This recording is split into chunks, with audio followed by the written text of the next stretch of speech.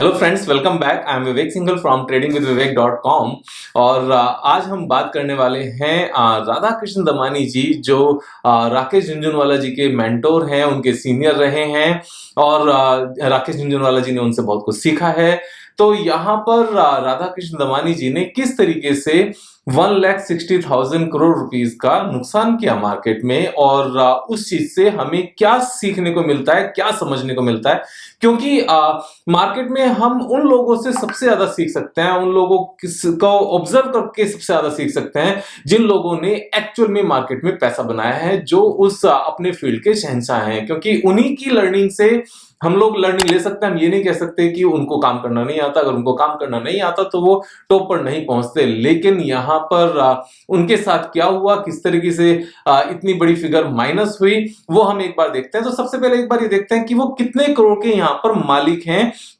और जहां तक इसको पता करने का तरीका है, तो उनकी एक कंपनी को पिक करते हैं, दैट इज एवेन्यू सुपरमार्ट, जिसको हम डीमार्ट भी कहते हैं। और डीमार्ट में सबसे नीचे जाते हैं शेयर होल्डिंग पैटर्न में। शेयर होल्डिंग पैटर्न में जाकर देखते हैं प्रमोटर्स के पास 74.99% शेयर होल्डिंग है यहाँ पर।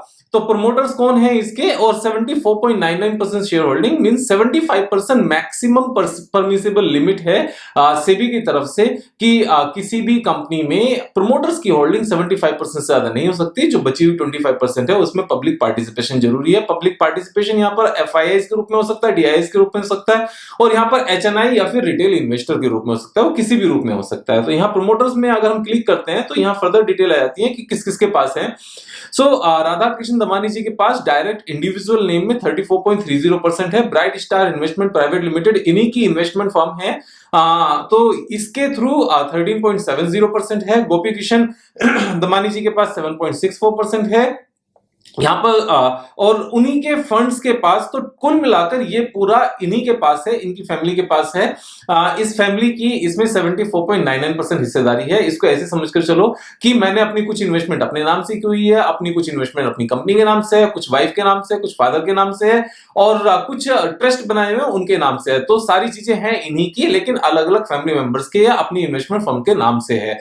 74.99% हिस्सेदारी इनके पास है। एफआईआई के पास 8.83 है, डीआईआई इसके पास इतनी है, पब्लिक के पास 9.42 है। अब इस बात का कैसे पता लगाया जाए कि इनके पास बाकी कौन कौन सी फर्म में हिस्सेदारी है। इसका तरीका क्या है कि हम डायरेक्ट राधा कृष्ण दमानी जो यहाँ लिखा हुआ है, ये क्लिकेबल लिंक है, इसके ऊपर अगर हम क्लिक करते हैं तो बाकी कंपनीज के नाम आ जाते हैं जिनमें इनकी हिस्सेदारी है। बीएफ यूटिलिटीज में 1.28% है, वीएसटी इंडस्ट्रीज में 1.63% है। सो बीएफ यूटिलिटीज के ऊपर क्लिक करते हैं, पता चल जाएगा कितने करोड़ की कंपनी है।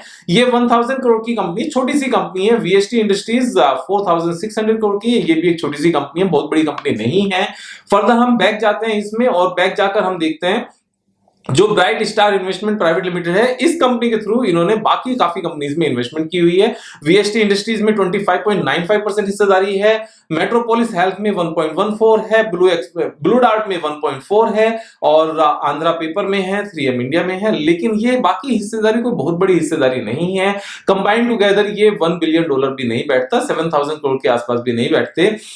तो बहुत बड़ी हिस्सेदारी ये नहीं है। बाकी भी हम इसमें चेक कर सकते हैं कि गोपी किशन जी के नाम पर बाकी कहां पर है। सो एप्टेक में 3.4% है, इंडिया सीमेंट में 8.14% है। इंडिया सीमेंट पूरी कंपनी कितने की, अगेन 5000 करोड़ की है। 5000 करोड़ के ऊपर 8% इज जस्ट 400 करोड़। सो कुल मिलाकर ये बहुत बड़ी हिस्सेदारी नहीं है। लेकिन यहां पर जो मेन कंपनी है डीमार्ट, डीमार्ट में इनकी कितनी हिस्सेदारी है। DMart means Avenue supermart. Avenue supermart की आज की डेट में मार्केट कैपिटलाइजेशन कितनी है, 2,19,515 करोड़ रुपीस। तो हम इस फिगर को यहां पर मेंशन कर लेते हैं एक एक्सेल शीट में। इससे हमें थोड़ा सा बेटर आइडिया लग जाएगा। मैं इसका फॉन्ट थोड़ा सा बड़ा कर लेता हूं जिससे हमें साफ साफ नजर भी आ जाए। तो मैंने यहां पर मेंशन किया 2,19,515 करोड़ रुपीस, और इसको हम थोड़ा सा ठीक कर लेते हैं जिससे अच्छे से रीडेबल हो जाए।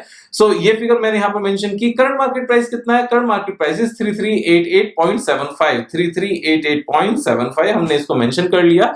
और उसके बाद इसका हाईएस्ट एवर प्राइस क्या गया था। तो अगर हम इसका हाईएस्ट एवर प्राइस देखने लगे, सो हाईएस्ट एवर प्राइस इसका निकल कर आता है, दिस इज 5901। और इसका एग्जैक्ट अगर हम यहां पर देखें 5900 हाई प्राइस था अवेन्यू सुपरमार्ट का, तो हमने इसको यहाँ पर करंट मार्केट प्राइस मेंशन किया। This is the life time high price हमने लिख लिया 5900। तो अगर करंट प्राइस के हिसाब से कंपनी की मार्केट कैपिटलाइजेशन यहां पर कितनी है, 2,19,000 करोड़ है, तो लाइफ टाइम हाई के बेस पर कितनी होगी, इसके लिए हमने क्या किया, मार्केट कैपिटलाइजेशन को करंट मार्केट प्राइस से डिवाइड किया, तो इसके नंबर ऑफ शेयर्स आ गए और इसको मल्टीप्लाई किया लाइफ टाइम हाई के बेस पर। तो life time high market capitalisation कितनी रही होगी, तो ये यहां पर करंट मार्केट कैपिटलाइजेशन है और ये life time high market capitalisation है। तो यहां पर अगर हम प्राइस को लिखने लगे, ये प्राइस करंट प्राइस है और लाइफ टाइम हाई कितना प्राइस है, दैट इज 5900। तो इस तरीके से भी इस फिगर को हम चेक कर सकते हैं और इसको वापस से कैलकुलेट कर सकते हैं, क्योंकि हमने यहां पर फॉर्मूला चेंज किया है एंड मल्टीप्लाई बाय दिस, ये हमारी आ गई 3,82,000 करोड़ रुपीस की। जब शेयर प्राइस 5900 रुपीज ट्रेड कर रहा था, यहां पर अगर आप देखोगे तो ये ट्रेड कब कर रहा था, ये ट्रेड कर रहा था 18 अक्टूबर 2021 को, और उस टाइम पर प्राइस 5900 था। तो 5900 जब इसका प्राइस था, मार्केट कैपिटलाइजेशन थी 3,82,000 करोड़ रुपीस। अभी मार्केट कैपिटलाइजेशन कितनी है, सिर्फ 2,19,000 करोड़ रुपीस। तो यहां पर कितने का नुकसान हो रहा है राधा कृष्ण दमानी जी को, this loss is 1,62,000 crore rupees, जो life time high market capitalization थी। अब इसमें एक चीज और देखते हैं, ये life time high market capitalisation है, इसमें राधा कृष्ण दमानी जी की कितनी होल्डिंग है, एक बार ये देख लेते हैं। तो यहां पर प्रोमोटर्स होल्डिंग, अगर हम ये देखें कि प्रोमोटर्स होल्डिंग कितनी है, तो उसको मेंशन कर लेते हैं और इसको हम कैलकुलेट कर लेते हैं इनटू 74.99%, एंड यहां पर भी ये फिगर हमारी सेम निकल कर आएगी, मल्टीप्लाई दिस इनटू 74.99%। इसको हम एक्चुअल में ऊपर से सीधा यहां से कॉपी भी कर सकते थे, वो कॉपी करके भी सेम ही फिगर आती। तो यहां पर अब एग्जैक्टली पता चल जाएगा कि कितनी इनकी हिस्सेदारी थी। उस टाइम पर 2,86,000 करोड़ की हिस्सेदारी थी राधा कृष्ण दमानी जी की, और अभी कितनी हिस्सेदारी रह गई है, this is only 1,64,000 crore rupees. तो यहां पर जो लॉस चल रहा है, जो हाईएस्ट एवर प्राइस था, हाईएस्ट एवर जो अपनी नेटवर्थ देखी थी, जो पीक पर पोर्टफोलियो पहुंचा था, सिर्फ एक ही स्टॉक की बात कर रहे हैं, क्योंकि बाकी स्टॉक्स की एज सच कुछ भी वैल्यूएशन है नहीं, बहुत ज्यादा सिग्निफिकेंस नहीं है। वो लॉस बढ़ेगा, ऑफ कोर्स दो shares have also come down during this fall, तो वो लॉस बढ़ेगा। लेकिन अगर हम सिर्फ और सिर्फ एक कंपनी के भी लॉस की बात करने लगे, then this is 1,21,988 crore rupees, और ये परसेंटेज वाइज कितना है, आप एक बार परसेंटेज वाइज भी कैलकुलेट कर लो। तो ये लॉस हमारा चल रहा है, और कितने की जो टॉप था वो इतना था, अगर हम इसको परसेंटेज में कैलकुलेट करने लगे तो 42.56% का लॉस है, और एब्सोल्यूट टर्म्स में this is 1,21,988 crore rupees of loss. तो यहां पर इतना बड़ा लॉस ये लेकर बैठे हुए हैं। अब ये बात करते हैं, क्या इन्होंने अपनी इस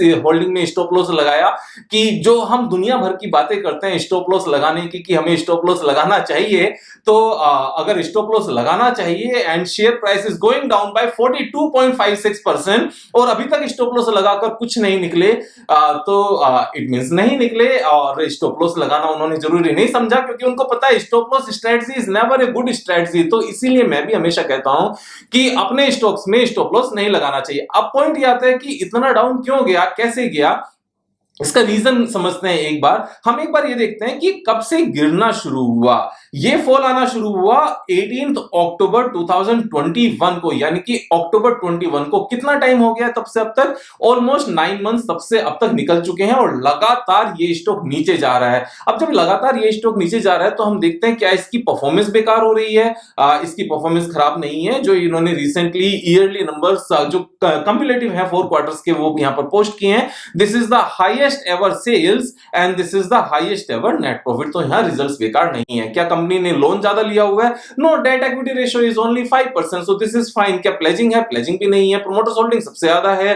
रिटर्न ऑन कैपिटल एम्प्लॉयड 15.8% है। स्टॉक पी कितना है? 147 है। अभी भी इतना गिरने के बाद, यानी गिरने से पहले कितना था? 200 प्लस के आसपास था। तो अगर यहां पर इनको स्टॉप लॉस लगाना होता तो स्टॉप लॉस लगा चुके होते, लेकिन क्यों नहीं लगाया? क्योंकि इनको पता है ये स्टॉक नीचे आया क्यों है। यहां पर स्टॉक नीचे आने के पीछे दो रीजन होते हैं, एक एक्सटर्नल फैक्टर होता है, एक इंटरनल फैक्टर होता है, और एक और रीजन होता है जनरल स्टॉक का स्विंग में काम करना।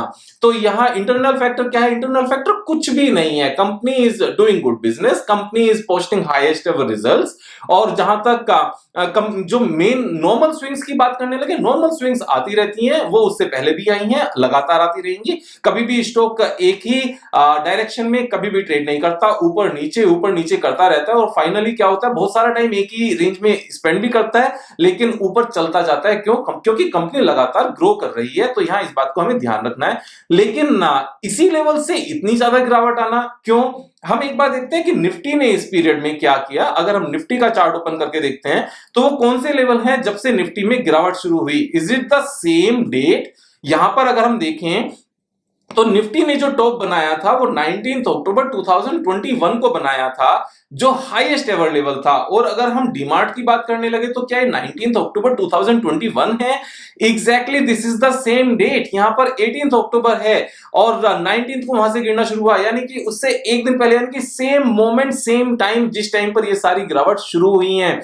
अब यहां इस बात से सीखने को क्या मिलता है कि जब ओवरऑल मार्केट गिर रही हो, उसके साथ में अपना भी पोर्टफोलियो डाउन जा रहा हो, तो उसमें ये क्वेश्चंस नहीं होने चाहिए, विवेक भाई ये स्टॉक तो पिट गया, बर्बाद हो गया, लुट गए, ये हो गया। यहां हमें इस बात को समझना है कि गिरा क्यों है। पूरी मार्केट जब डाउन है, यहां पर हिंदुस्तान के सबसे दिग्गज प्लेयर अगर 43% के लॉस में हैं, आप ध्यान से समझो, हिंदुस्तान के आज तक के सबसे दिग्गज प्लेयर स्टॉक मार्केट के अगर 43% के नुकसान में हैं और 1,21,000 करोड़ का लॉस लेकर बैठे हैं, and he is not selling even a single share from his portfolio, तो इसका मतलब क्या है? ही बिलीव्स कि कंपनी ऊपर जा रही है, फंडामेंटल्स ऊपर जा रहे हैं, यहां पर बिजनेस ग्रो कर रहा है, प्रॉफिटेबिलिटी ग्रो कर रही है, इंडिया ग्रो कर रहा है। इवन तो the stock is down by 42%, यहां पर कन्विक्शन है कि इंडिया की per capita income will keep on growing, और जिस तरह से पर कैपिटा इनकम ग्रो करेगी इवेंचुअली, क्योंकि सभी लोगों की इनकम क्लब करके जीडीपी होती है स्पेंडिंग के हिसाब से, वो ऊपर जाएगी और ये सब चीजें कंपनीज के प्रॉफिटेबिलिटी को बढ़ाती रहेंगी। तो यहां घबराने की बात है ही नहीं। India GDP is going to be 7-8%, may be 10% down the line after few years, and यहां पर ये तो नेट रियल ग्रोथ रेट की बात कर रहे हैं। अगर इसमें इन्फ्लेशन को भी ऐड कर दिया जाए 4-5% और 3-5% के बीच में जो भी रहने वाला है, it is going to be 13-15% growth. और यहां पर 13-15% अगर कंट्री की ग्रोथ है इन्फ्लेशन को साथ में लेकर, तो जहां कंपनीज हैं, इंडिविजुअल कंपनीज हैं जो एवरेज से ज्यादा ग्रो कर सकती हैं because of their brand, because of their fine products and excellent management, यहां पर फंडामेंटल्स अच्छे हैं, कंपनी के ऊपर डेट नहीं है जिन कंपनीज के ऊपर, तो वो कंपनीज तो 20-25% ग्रो करेंगी ही। और अगर 25% के हिसाब से कोई कंपनी ग्रो कर पाती है, तो ये CAGR 25% की CAGR के बेस पर कोई भी स्टॉक 10 इयर्स में 10 टाइम्स होता है, 20 इयर्स में 100 टाइम्स होता है, 30 इयर्स में 1000 टाइम्स होता है। तो यहां क्या जरूरत है? यहां सीखने की जरूरत है। व्हेन इस कंट्री के सबसे बड़े स्टॉक का यहां पर ट्रेडर और यहां दिग्गज जो अभी इन्वेस्टर हैं, लेकिन आज तक के अगर आप हिस्ट्री पढ़ोगे तो सबसे बड़े स्पेकुलेटर यही रहे हैं, अगर वो 42% माइनस में देखने के बाद शांति से बैठे हैं, क्योंकि उनको समझा है कि ऐसा क्यों हो रहा है। और इस बात को अगर समझने लगे कि इन्होंने कुछ सेल किया या नहीं किया, तो इसके लिए हम वापस से शेयर होल्डिंग पैटर्न में आते हैं। और शेयर होल्डिंग पैटर्न में यहां पर इनसाइडर ट्रेड्स में देखते हैं कि लास्ट 1 ईयर में क्या ट्रेड हुआ है। अक्टूबर 2021 से इस स्टॉक ने नीचे जाना शुरू किया, उसके बाद से यहां पर कोई भी इनसाइडर ट्रेडिंग हुई क्या? Insider trading means those are the part of the board of directors, उन्होंने कुछ भी बेचा क्या? नो। अगस्त 2021 के बाद इस स्टॉक में कुछ भी सेलिंग नहीं है। उससे पहले यहां पर सेलिंग नजर आ रही है दमानी जी की फैमिली से ही।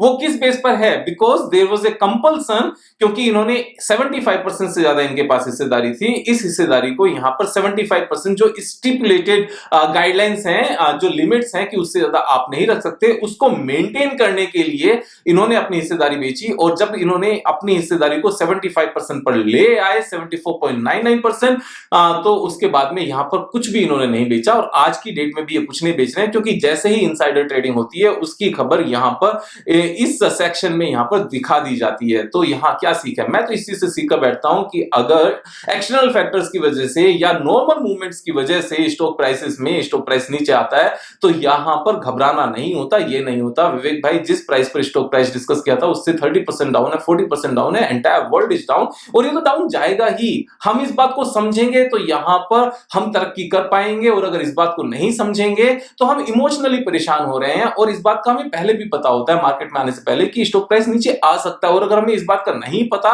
कि स्टॉक प्राइस नीचे नहीं आ सकता तो इसका मतलब यह है कि हमने ड्राइविंग नहीं सीखी और ड्राइव करना शुरू कर दिया और हल्के से भी ब्रेक लगकर हल्की सी रेड लाइट आई, ओ ये तो गाड़ी रुक गई रेड लाइट पर। गाड़ी रुकने के लिए थोड़ी बनाई है, गाड़ी चलने के लिए बनाई है नहीं।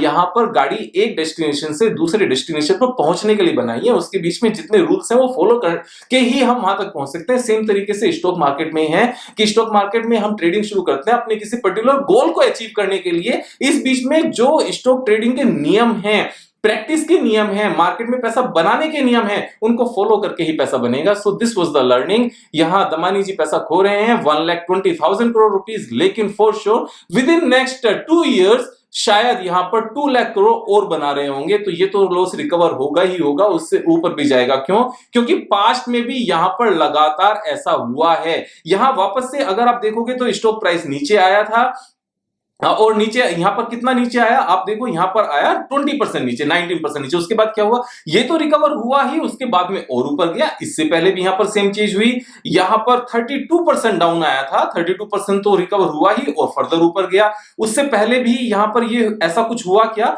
यस 2018 में भी ऐसा ही हुआ था, 32% 31% डाउन आया था, ये तो रिकवर हुआ ही और फर्दर ऊपर भी गया और लगातार फाइनली यहां पर गेन होते हैं। इसी तरीके से सीखकर समझने की जरूरत है। कल फिर मिलेंगे एक नई वीडियो के साथ, तब तक मजे करेगा। Thank you so much, have a nice day.